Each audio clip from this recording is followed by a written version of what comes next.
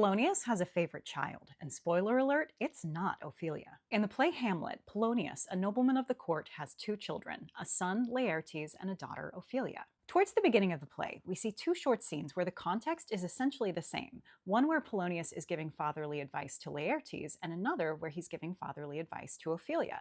And yet the tone of the two scenes could not be more different. When he's speaking to Laertes, he gives advice in general terms. This is where he says, "Neither a borrower nor a lender be," and "A pair aloft proclaims the man," and "To thine own self be true." But when he speaks to Ophelia immediately after, he is very specific with her. He is already concerned by her behavior, already concerned that she is going to be seduced by Hamlet and that she will dishonor him. And not only that, but you know how in some languages there's a formal version of the pronoun you that you use with strangers or elders to be polite or show respect, but then there's also an informal version of the pronoun that you use affectionately with friends and loved ones? In English, we don't have this anymore, but we used to, and counterintuitively, thou was the informal, more intimate pronoun. You was the more formal pronoun. If you look at the scene where Polonius is talking to Laertes, you see that he starts out calling him you, and you are stayed for, but then he switches mid-line to calling him thee. This is essentially a stage direction to the actor that there's a moment of physical closeness here, and that makes sense that there would be a hug or a kiss or an embrace of some sort here because Laertes is about to leave for school and Polonius is saying goodbye to him. The scene shifts to a more intimate, loving tone, and Polonius continues to call Laertes by thee and thou until the very end of the scene when he says goodbye. But then we see immediately after, when he's speaking to Ophelia, that he only calls her by the more formal, more distant you. The fact that Polonius uses two different pronouns with his children in nearly identical contexts says so much about the nature of his relationship with both of them. Polonius is affectionate with Laertes, but throughout the play, we never see him show this level of affection to Ophelia. He always keeps her emotionally at arm's length. By putting these two conversations with his children back to back, Shakespeare could not make the contrast between the relationships more clear.